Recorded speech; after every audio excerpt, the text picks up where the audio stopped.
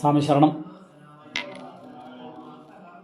മാളികപ്പുറത്ത് നിന്നും 5 ദിവസങ്ങളായി നടക്കുന്ന വിളക്കെഴുന്നള്ളിപ്പ്. ഇതിന് പ്രധാനമായപ്പെട്ട ചടങ്ങാണ് മണിമണ്ഡപത്തിൽ നടക്കുന്ന കളവെഴുത്തും പാട്ടും.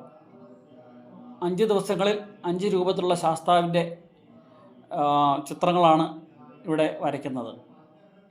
ആ ചിത്രങ്ങൾ വരച്ചു കഴിഞ്ഞാൽ മേൽശാന്തിയുടെ നേതൃത്വത്തിൽ കളംപൂജ നടക്കുകയും കളംപൂജയ്ക്ക് ശേഷം അവിടെ നിന്നും പന്തളത്തു നിന്നും കൊണ്ടുവന്ന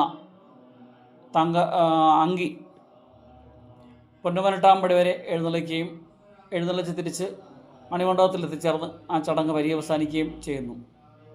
4-ാം ദിവസം വരെ അങ്ങനെ പൂർത്തീകരിച്ച് കഴിഞ്ഞാൽ 5-ാം ദിവസം ഈ എഴുന്നള്ളിപ്പ് ശരംകുത്തി വരെ പോവുക എന്നുള്ളതാണ്.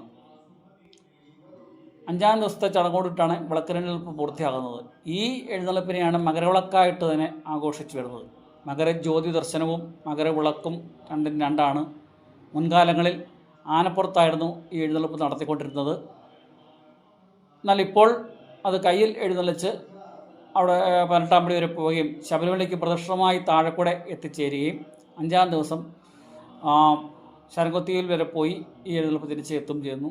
ഇതാണ് മകരവിളക്ക് എന്ന് പറയുന്ന ചടങ്ങായിട്ട് അവിടെ ആചരിച്ചു വരുന്നത്. സ്വാമി ശരണം.